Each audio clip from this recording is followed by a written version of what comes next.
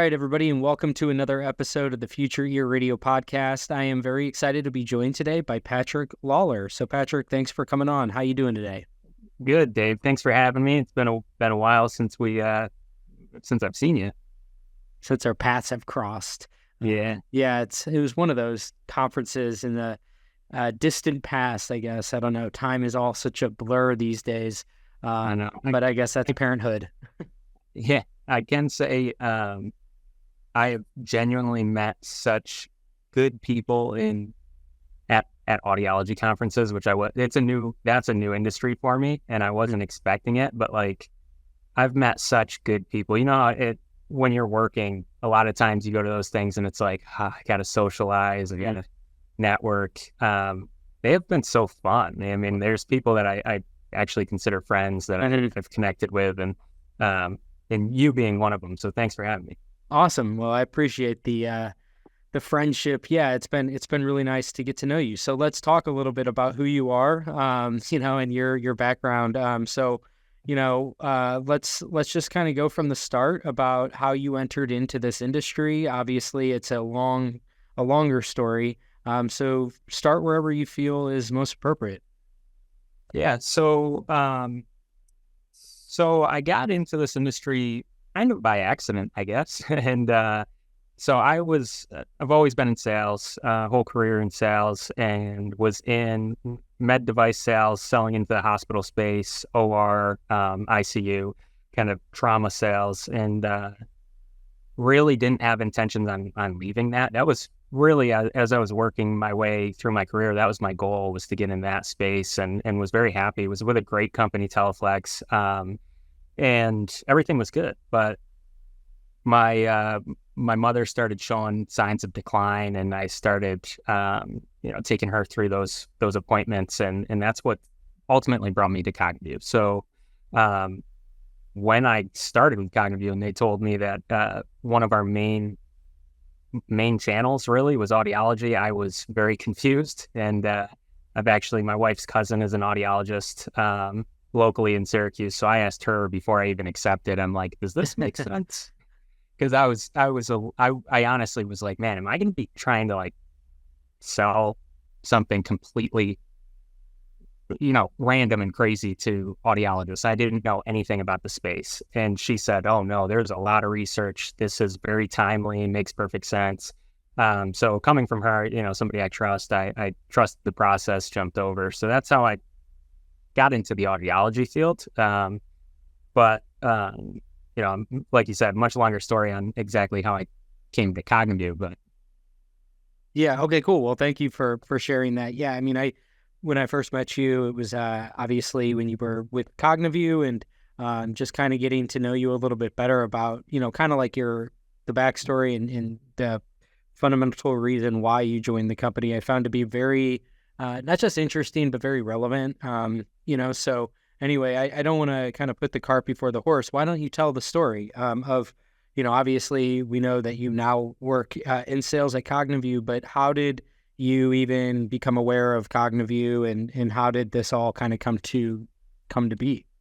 Yeah, so it's a pretty cool story. How many stars aligned, really. So my mother at age 64 was showing signs of decline, and we really didn't know what was going on. I mean, and that's why screening is so necessary, because I saw her every single day and we didn't know what was going on. So I have clinicians, doctors to this day that will tell me, I don't need your product, I can tell. And I'm like, no, you can tell when somebody is fully, declined and has dementia. Yes, probably.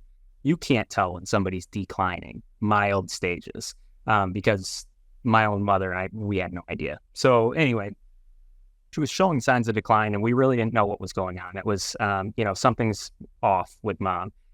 64 years old. She's worked the same job for 15, 20 years, and suddenly was starting to forget things at work and was getting in trouble. She would come home and share with me that, she got yelled at or, reprimanded for forgetting something at her job. And she was just really confused on what was going on. And me and my siblings, we just felt, okay, mom is burnt out. She's 64, single mom, raised me, my brother. We gave her hell. So that put some years on you, and my sister. And we just felt she's burnt out, and she wasn't financially ready. We didn't really come from a ton of money, but we told her, okay, mom, I think it's time to retire. Like, we will help you. We'll figure out how this will work, but you should retire. I think you're burnt out. So she retired, and then that's when things progressed even more, because now you don't have that structure, that routine that you're going to the office every day. So then what we found was that she was in this slump of depression where she wasn't getting off the couch. I'd go over to her house at the time, and she would just be sitting there on the couch. And when the curtains closed, dark in the house, and it's like, Mom, it's beautiful outside. What are you doing? And you're retired. You're supposed to be, enjoying your time, going out to lunch with friends, doing things. And it was really odd. And we knew something more was wrong. And it was just a matter of what is. And if you never lived through it, you don't really instantly think Alzheimer's, Yeah. So we thought, was it a traumatic brain injury? Was there anything that happened to mom? Like, she was trying to remember if there was any impact where she got hit that maybe this was causing that lasting memory fog. Is it something scary like a brain tumor? Like, what could be going on? And we took her through, she started going to her doctors and expressing concern that I'm having memory loss. I just feel like I'm very forgetful. And sadly, her experience with her primary care doc was probably the worst. I mean, I've shared the story with a lot of people, and they're like, that is absolutely horrendous what she went through. Her doctor would tell her, don't worry, Gail, it's not memory loss. What you're dealing with is depression, and there's medication for that. So I'm going to prescribe you Zoloft. And then would put her on Zoloft and tell her, you can't just do that without routine follow-up. So come back in 4 weeks. We'll see, you'll feel better. And she would go back in 4 weeks and still feeling the same, still not getting off the couch, still forgetful. And, the doctor then would say, well, don't worry, everybody, responds differently to these types of medications. I'm going to wean you off. Come back in another 4 weeks and we'll try another one. So then try another antidepressant. Then he comes back in 4 weeks and still off. So then he insists that maybe it's not as much depression, but more anxiety. So I'm going to prescribe you Paxil. Come back in 4 weeks. I mean, this went on and on and on, Dave. It was crazy. And she went back, and at that point, then he said, well, I'm certain that it's anxiety or depression, but maybe you just need a stimulant to help get you going. So I'll prescribe you Wellbutrin. Come back in 4 weeks. We lost so much time because of that broken system of, the healthcare system. And not to say that every patient's experience is going to be like that. That's the worst that I've ever heard of. And when I share the story, people are like, oh my gosh. But yeah, we lost 6 months, 9 months of just this constant back and forth of trying different prescriptions on her, to the point that it got so crazy that he suggested that she had ADD, and that he was going to prescribe her Adderall. And it's like, it's a 64-year-old woman that had no history of attention deficit disorder, and you're suggesting that she would be treated for her memory problems, that she's complaining of memory loss, and you're suggesting Adderall. So that was kind of the straw that broke the camel's back, because she didn't try Adderall. She would come home in tears and literally cry and say, he doesn't listen to me. He makes me feel stupid. I tell him I'm having memory loss, and he tells me I'm wrong. He gets mad at me. And she'd be at home shaking and crying. And it was so hard to watch. So I went to the next appointment with her, and my sister, and we were like, enough's enough, when we demanded that he screen her. And we actually demanded that he refer her out, because we're like, we don't want our mom seeing you anymore. We want her to be seen by somebody who will screen her. And I will never forget him looking me straight in the eye and saying, "You're barking up the wrong tree." And he closed the door, and he had to refer us, because if you go there, especially with a loved one, and you ask for a referral, I believe it's a legal thing that they have to. So he had to refer us, but he literally told us we were barking up the wrong tree, which is just like, still to this day, just gets under my skin. Yeah, So it's appalling. at that point, we were feeling great, like, okay, finally, we're going to get some answers. We don't have to deal with him anymore. We're going to get to the bottom of what's going on. But I think what a lot of people don't realize is the bottleneck we have when it comes to seeing specialists or neurologists or neuropsychs. It was a 6 to 9 month wait to get her in with a neuropsych to actually do an assessment on her. So here we are feeling great that, we're going to get answers. We're going to get this referral. And then we get told that it's, 6 to 9 months out before we can have that appointment. So that was a bit depressing. And at that point, I mean, my mom's anxiety through the roof, because this whole time she just knows something's wrong and she doesn't know what it is. So she's wondering, again, like, I had a big dog back then. And at one point it jumped into her, and she was thinking, I think it was your dog that jumped into me, and she hated the dog, so she was blaming the dog. Poor dog. But then we finally get her to the neuropsych, and I took her to the appointment, and actually I take her there, and it's a office that she had never been to. We had never met this doctor. So it's a person she's never met. Strange office. It was odd. It was a real weird layout where we walked into this office and it was completely empty. It looked vacant. And this doc comes out of this back corner and is like, "All right, Gail, come back now." And so she's walking back, and the doctor looked at me and said, "This is going to be about 2 hours and you can't be here." And like the look of pure panic on my mom's face as she's like looking back at me as she's walking back to this stranger's office to get drilled with questions for 2 hours. I'll never forget that moment. And I was like, "Mom, it's okay. I'm not going anywhere. I will be right outside. I'll be standing right here in 2 hours." So I waited in my car, went back up, and the appointment's done. So I'm like, okay, awesome. Let's get some results. Except it's about 3 months to get the results. So it's like this whole process took like a year and a half, probably a year, over a year, 15 months maybe, of just wondering like what's going on. And then in August of 2018, she got the results. So I'll never forget. So August of 2018, she got the results, diagnosed with early onset Alzheimer's. And I'll never forget, I was in a different sales role at the time, and I was in Buffalo, New York, at the Marriott there, sitting in my room doing work, and my phone rang.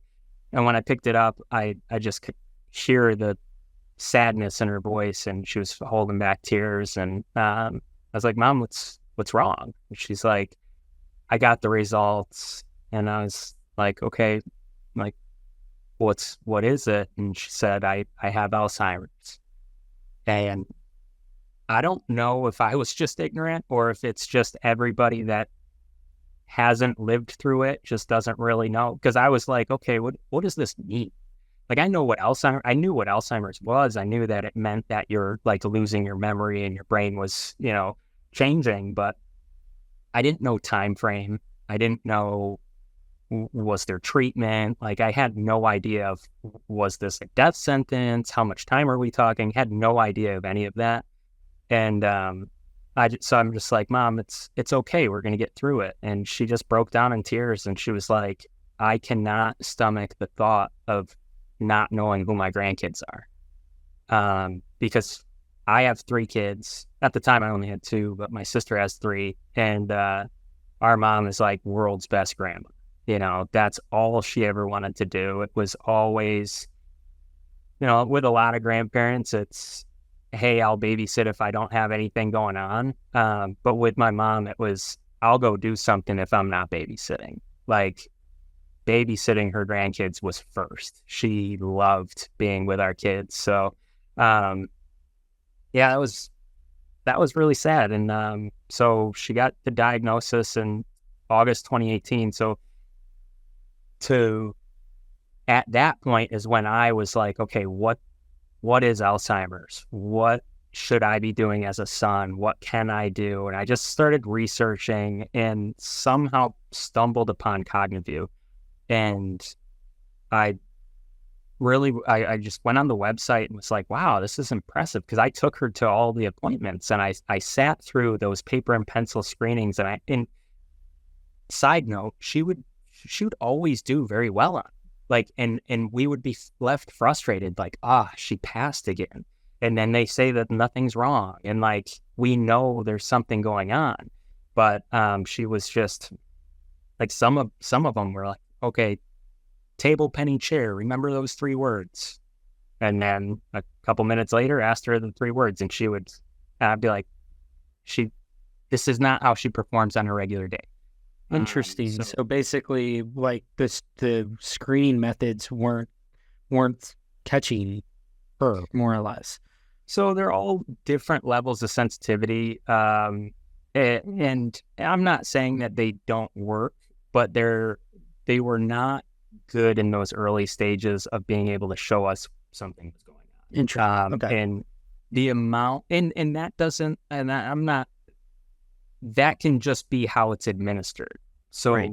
There's a lot of factors. Yeah, the aide that comes and does it.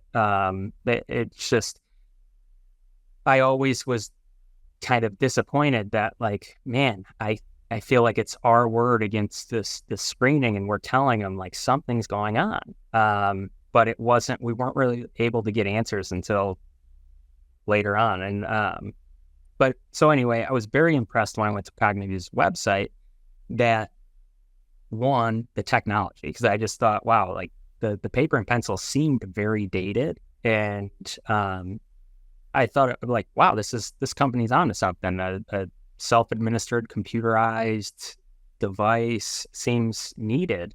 But then I was really impressed also that they're in upstate New York, which we don't have much. I mean, they're not far from where I live, and we don't have very much up here. Very serendipitous. Yeah. So at that time, my very first interaction with Cognivue was in August 2018. I reached out to the CEO from the website, just sent like a old email to him, but wanted to cheer them on. So I sent him an email and just said, I just took my mother through a terrible, 15 months to get her finally diagnosed, and just shared how it went with her primary care. And I just told them, I stumbled upon your website and I think you guys are onto something. I wish you the best, and I'll be cheering for you because I know my family would have benefited from being able to have access to something like this sooner. And he replied right away, gave me a cell phone number and was like, and can you call me? And I called them and instantly, like, I'm so sorry to hear about your mom and what you're going through. And, a very nice, really, really nice guy. And we arranged, like, the walk to end Alzheimer's for Syracuse was a few weeks out. And he asked, would I be there? And I said, yeah, my mom, we put together a team for my mom. We're going to be walking. He's like, oh, I'd love to meet you. So I met him. I met him and like 2 of the Cognivue crew there at the walk, and literally just shook hands and cheered him on. Like, hey, I'm rooting for you guys. I had a great job, was not interested to make a move. And that was it. Fast forward 2 years later, 2 years after diagnosis, my mom passed away. and she's diagnosed just shy of being 65, and she passed away at 67.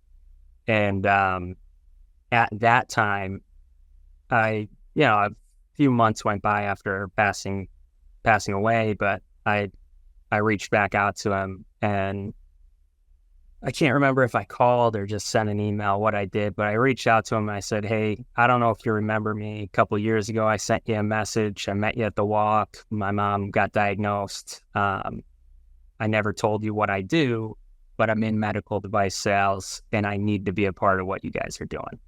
And yeah, he arranged for me to come into the office to kind of interview, and sent my resume, and I jumped over like a week later. Wow.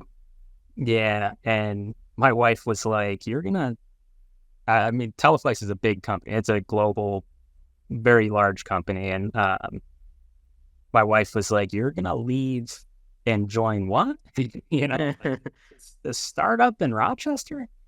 But I just told her, I said, "Trust me," and she's always like, she always has my back and knows, that she just trusts me. And she also knew how passionate I was about, what we just went through, me and her included, and my siblings, losing my mom. So she was very supportive of it. And I jumped over, and it was a big risk, but it has been worth everything to be in this space, to be like genuinely passionate about your job. I've never had ever in my life. And to really feel like you're making a difference. And to, when I came in for the interview, I told them, I said, I want this job because I want to talk about my mom every day. And Cool. like, you put together your resume, your cover letter, your letters of recommendation. I had all of that, but the last page, because I put together, a little folder to give when you're interviewing, the very last page was a collage of pictures of my mom. And, during the interview, I said, that is why I want this job, because I want to talk about her every day. And I was able to do that. And it's really been just so fulfilling for me to be able to talk about her and to keep, in a way, keep her alive for me. To such a sad story that happened, but I love sharing it, because I think, like, if I can help one other person not have to go, you're not going to help them not go through it at all. But if I can help their journey while they're going through it and make it a little easier than what we went through, it's worth it. And a lot of times people are like, well, what difference does it make? What difference does it make if you can't stop the outcome? Well, the difference would be the experience for the family. I mean, the time that you are literally giving them time. So whether or not my mom was meant to pass away at February 15th, 2021, even if that date didn't change, if we had access to these results and we knew what was going on sooner, rather than wasting an entire 15 months of these like pointless doctor's appointments,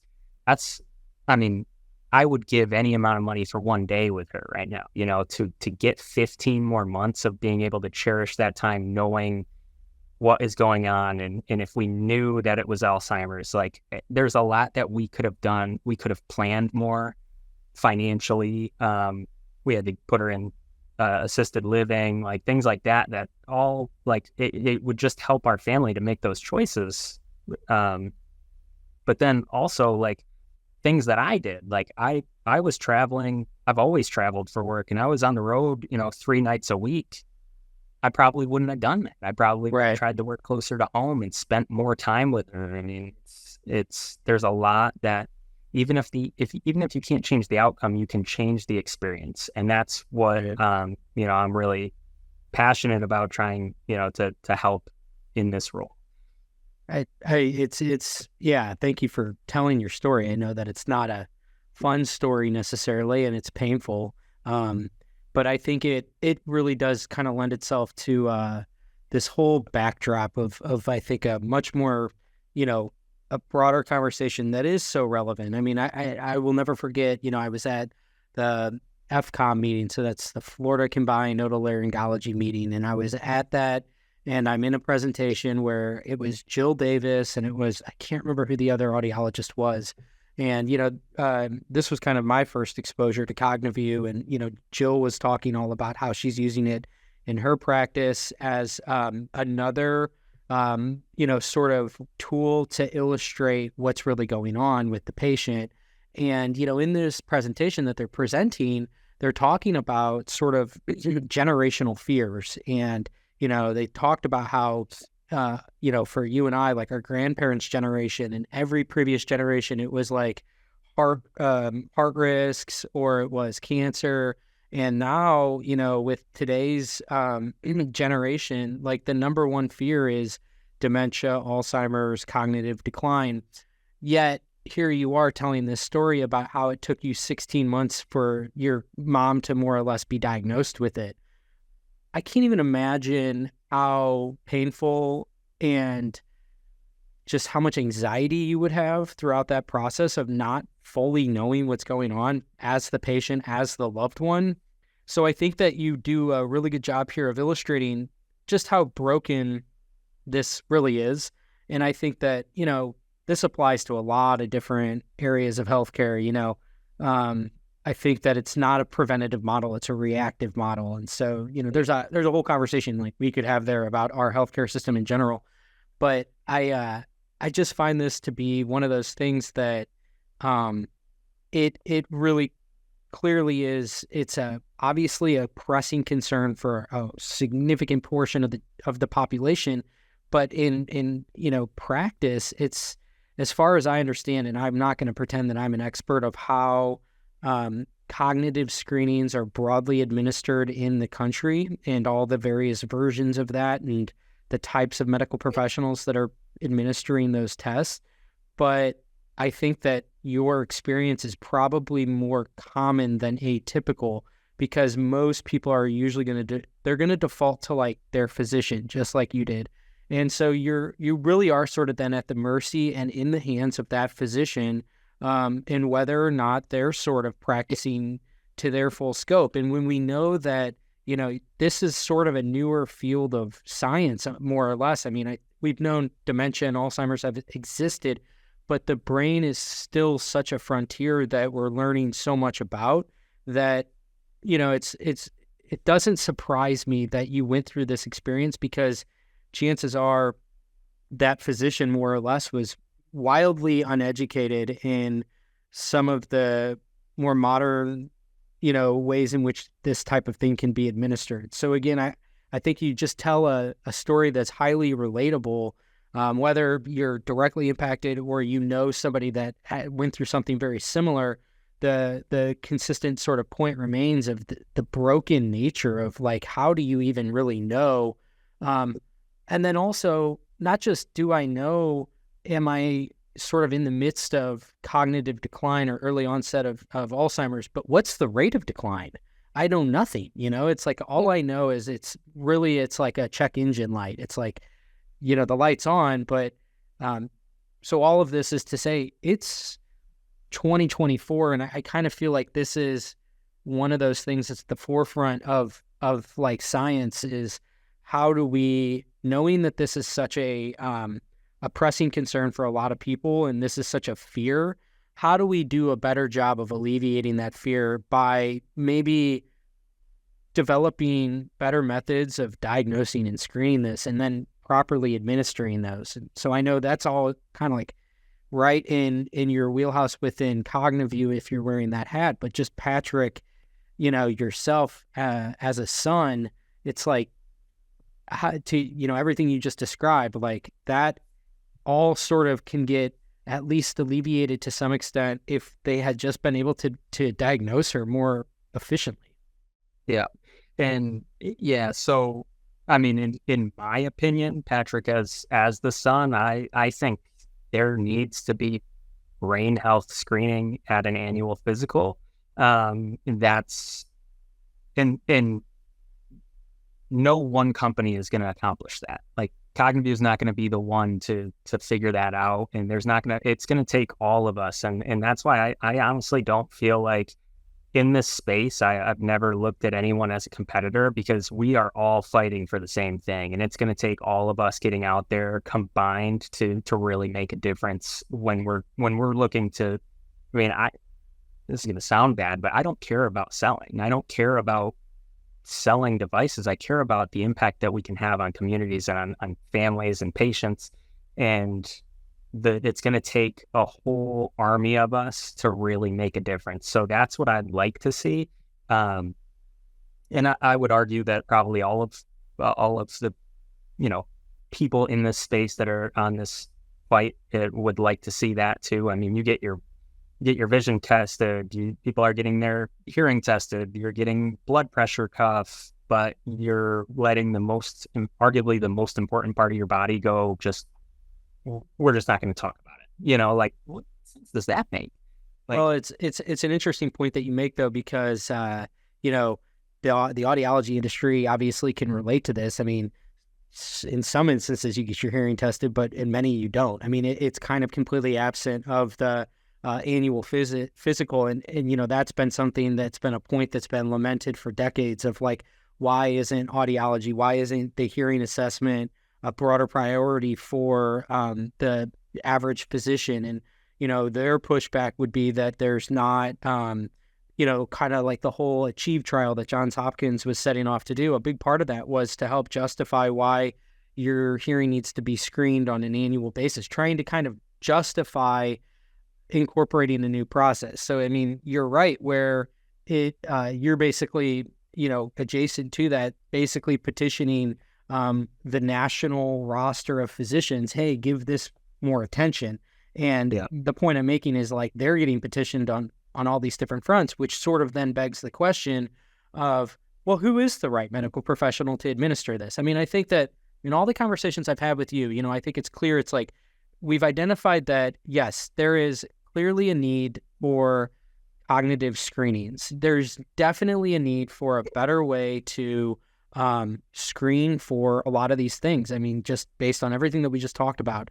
And the question is who, because just as, you can draw the same comparison with the audiometric evaluation. It's like, when people talk about how little adoption there is for hearing healthcare and you point to all these different potential culprits of why that might be, this is amongst one of the biggest of like the fact that it is completely void of when you go and you see your doctor, if he's not making any mention of like, you really need to make this a priority in the same way that you do with your eyes and your teeth and all of these other body parts, your ears are just kind of completely neglected. And then, so now you're saying, well, you actually need to take it a step further and you need to be assessing the cognitive function.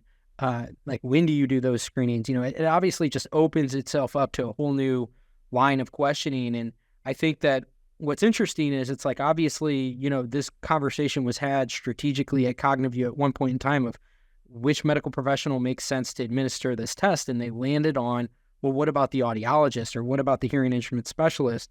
And I know this has been topic of contention, I guess, within the industry because, again, it's extremely nascent.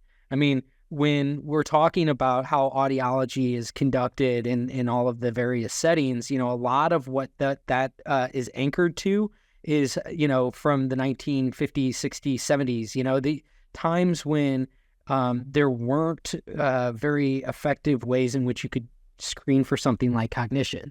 And so it's like a lot of these arguments are sort of antiquated. And I'm not really trying to argue one side or the other of like the audiologist should be the primary person to be administering and facilitating this test. I kind of can see both sides of it, but I think that it's only natural for a company like yours to be exploring these different avenues because it is such a question mark of like, who really is the appropriate person to facilitate something like this? So, and that's the kind of the golden question. And what, I don't know if you've ever seen the meme of all the Spider-Mans pointing at each other. Yeah. That's the image that pops up into my head. Totally. That's a great analogy. Because the audiologist thinks it's not me, it's the primary care Neurologist. primary care is saying, wait a second, I only see the patient for 7 minutes. I don't have time to do this. It's the neurologist. The neurologist is thinking, wait, hold on, I'm doing more than this. One of you guys does the screening and sends them to me. So it's this ongoing, like, just everybody kind of ducking and dodging and weaving, pointing the finger at somebody else. And I would say at Cognivue, like I just said, what I would love to see is at an annual physicals that this is adopted, and that it's part of it. And I would like to see that be an overarching change for the country. That's what needs to happen.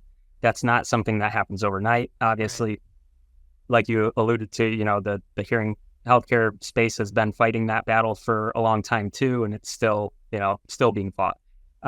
So that's going to continue to be fought, and there's a lot of people in the space that are petitioning for that. But in the meantime, what we see value in is partnering with any clinician that sees an at-risk population. So an audiologist, they see patients with hearing loss, and with all the science coming out about hearing loss and being a modifiable risk factor, that does make great sense that they would do this. I'll tell you why. The reason I like it in audiology is or hearing healthcare in general, because they see their patients for a much longer time. The time slot with a patient is much longer than the 7 minutes on national average, I believe. It might be 11, but I know some of that is with, the nurse taking vitals. I think it's like 7 to 11 minutes on average. Sounds about right. Yeah. Care is seeing their patient. Hearing healthcare, you've got a much bigger time slot to be able to really talk more holistically. The other reason I see great value in it is because these patients are seeing you regularly. They come in every 12 months. That to me is huge, because again, back to my story with my mom, when I took her to that neuropsych, she'd never met this woman. Like, her anxiety was through the roof going into this stranger's office to get drilled with questions. Had she gone to Dave Kemp's audiology, and, she might not jump up and click her heels every time she comes in for her hearing to be tested and, to see you, but she's used to doing it. She comes into your office. She's familiar with the space. She's familiar with the staff. And to sit down and take a much less invasive screening there, it just makes perfect sense, in my opinion. Now, that's not to say that the hearing healthcare is the only space that it's in. I mean, we've partnered with independent pharmacies because we know that there are medications that could cause some impact with memory fog. We also know that they're seeing at-risk populations like diabetic patients. So there are multiple different avenues, and really with the end goal being, we need to get this to the patients, because while we wait for this overarching change in the U.S. healthcare system to take place, who's left to suffer? It's the patients and their families. So we need to get this in front of people and give them access, so then they can go. And what we're finding is a lot of primary care actually, they're appreciative because they don't have time to do it. So then they're getting a referral, they're getting the results, and they're appreciative of it. I do want to back up way back. I didn't want to interrupt you, but you mentioned Jill Davis, and I absolutely love Jill Davis. When I started with the company, is the first I've ever met her, but she gave a presentation, and I heard how she was doing things, and I literally sat in the audience and started choking up. And when she got done, I was like, can I give you a hug? Like, me and my siblings searched for somebody like you, somebody that would take the time to have this conversation. And it's not mandatory. She's doing it because she sees the value in treating her patients with the best level of care. So you mentioned the name. Yeah, and I honestly, don't know if she'll listen. I gotta give her well, shout out Jill if you're listening. I mean, she is I think the epitome of, like, she is just looking this as another like tool in her tool belt, and it helps for her. Like, the thing that I thought was like such so remarkable way of the way she was using it was it was really to sort of help craft a broader story.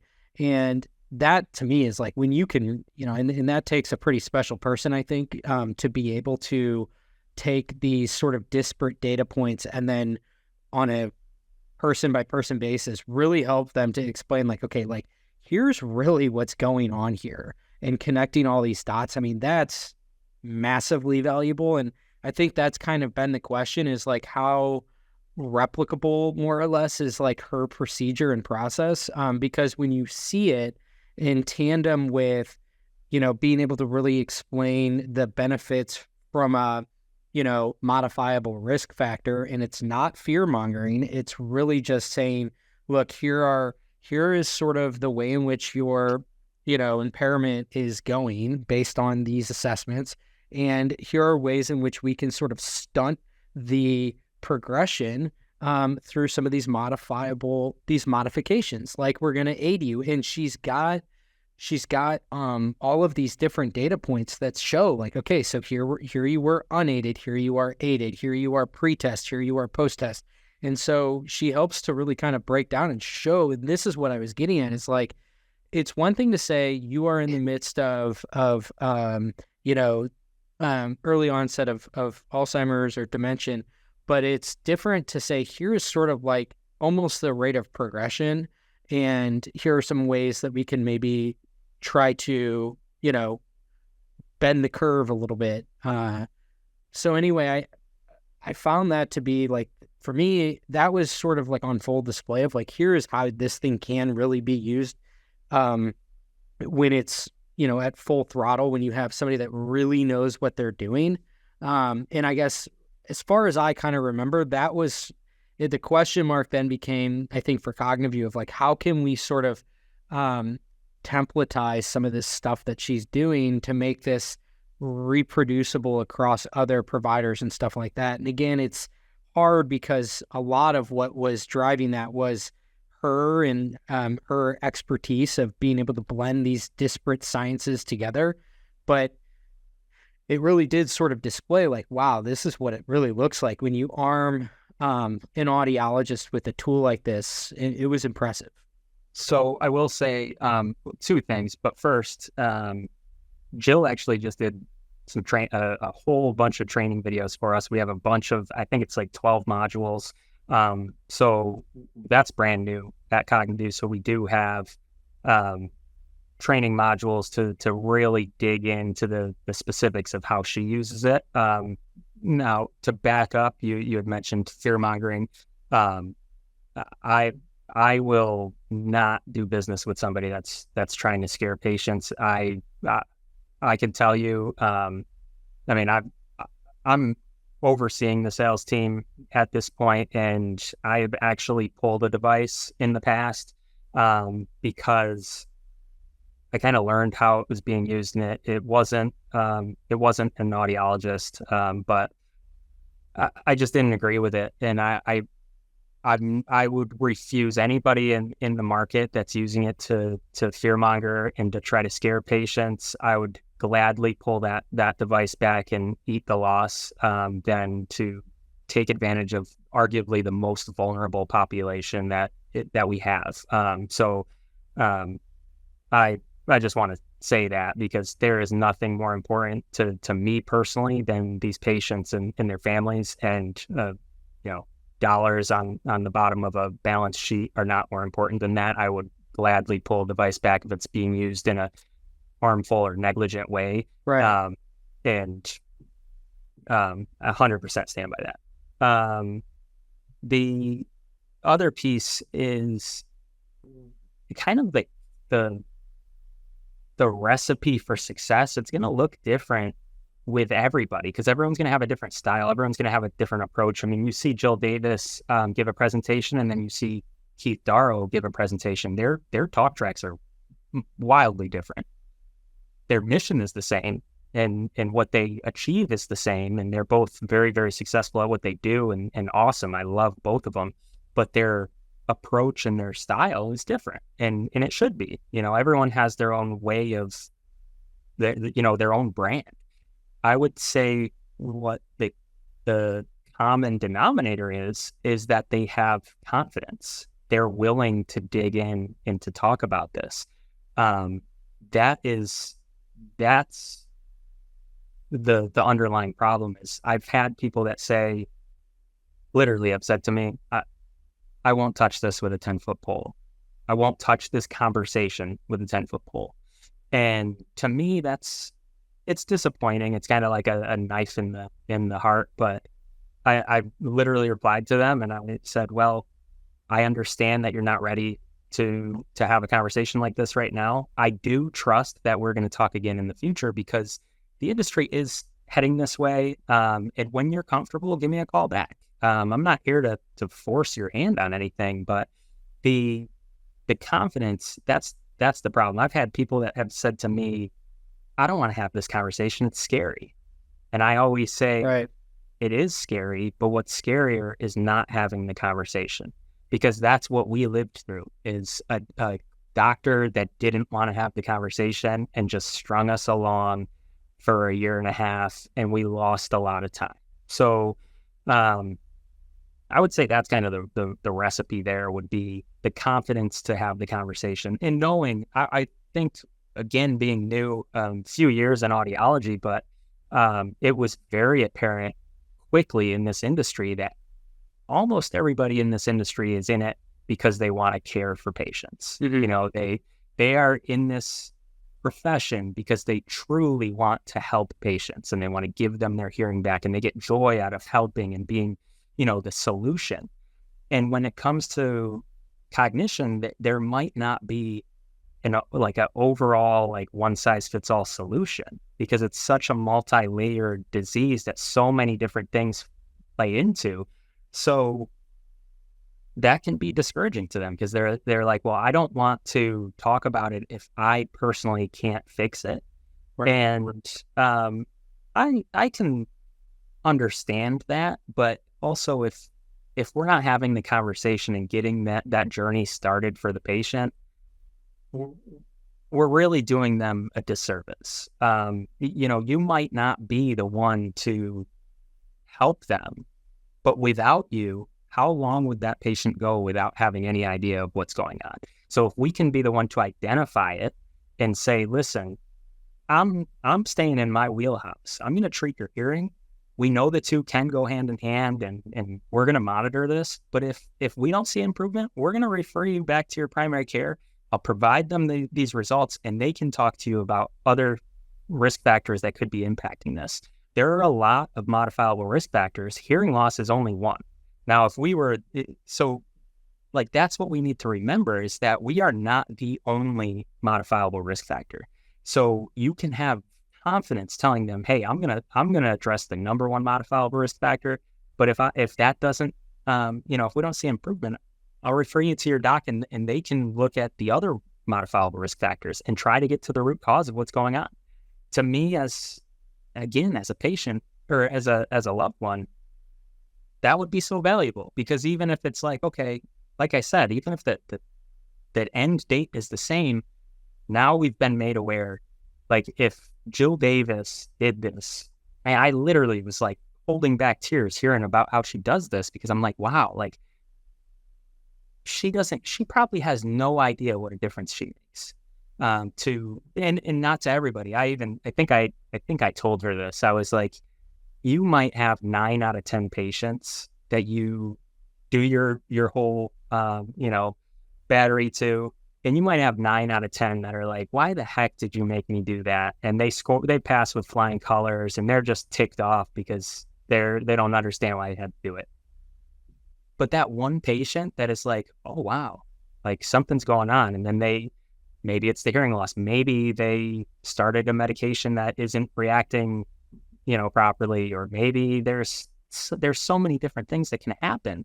So, maybe it's untreated sleep apnea, and they can then start their journey of looking at it, Right. looking into it, of what is causing me or mom or dad to be like this.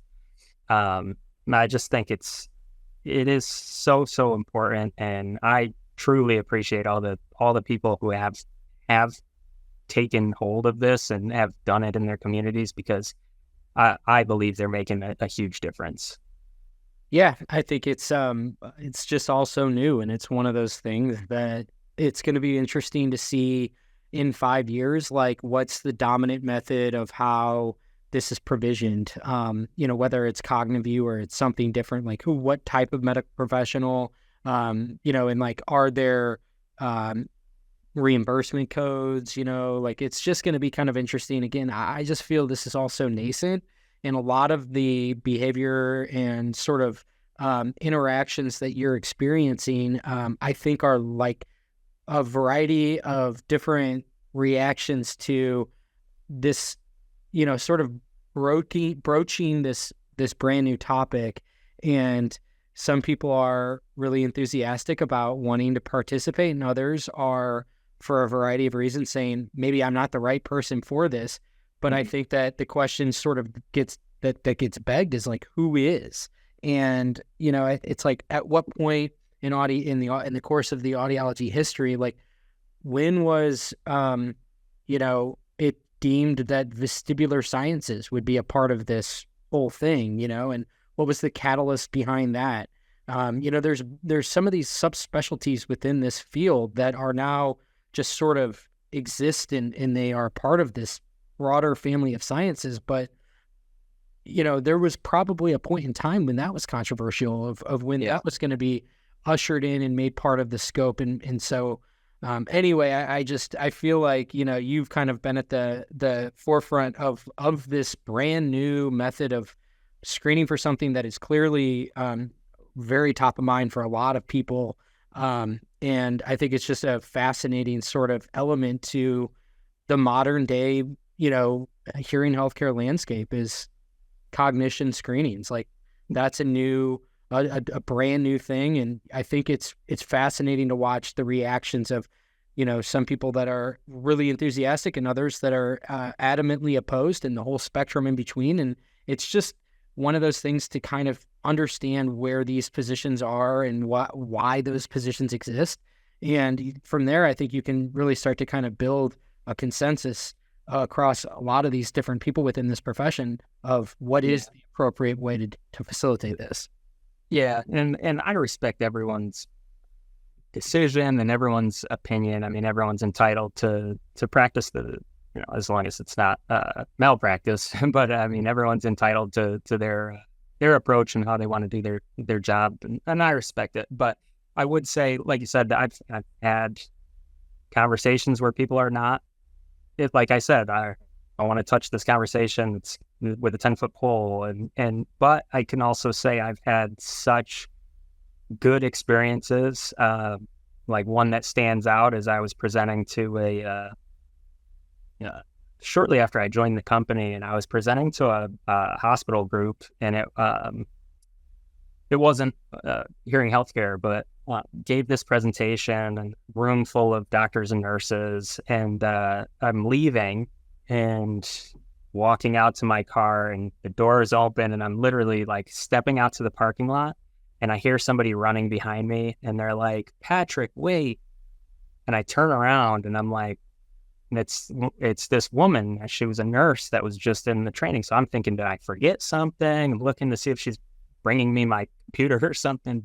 And she runs up to me, and like, I'll never forget it. And like the glazed over look, like she kind of got up to me and was like, "Oh shit." Like I would like, she didn't really like, she looked like she was a little uncomfortable, and she was like, "I'm so sorry, but something told me I had to come get you and just tell you how proud your mom is." Oh, wow. And dude, I get chills right now just talking about it. Like I just got chills, started tearing up, and I was like, "Can I give you a hug?" Like that was the best moment. And I just got back to my car, and I sat there and like, just like adrenaline rushing, texting my wife, like, "You're not going to believe what just happened." And it's not like this crazy experience, but like to me, I was like, "Oh my God, like that's why I do this." Right. And for her to do that in the way she did it, like she came up and was like, it was out of her control that she was coming to tell me that. She was just like, "I don't know why, but something told me I had to come tell you your mom is so proud of you." And it was like, it was so cool, man. There's been a lot of experiences like that. Like when I skipped this part, but when I took the interview with Cognivue, I, I called the CEO and we arranged. He's like, all right, come into the office next week, whatever.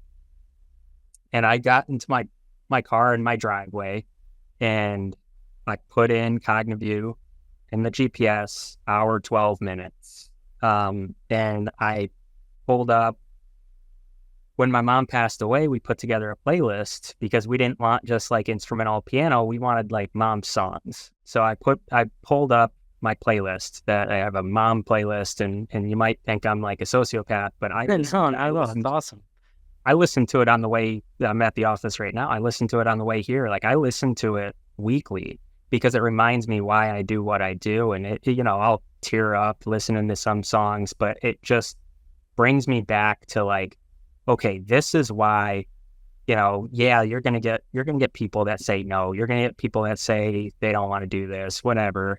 But there's a need for this, and keeping that kind of in a sense, keeping that wound open just helps me like live in the moment that, okay, there are people that are dealing with this right now, that are where I was 4 years ago that need help.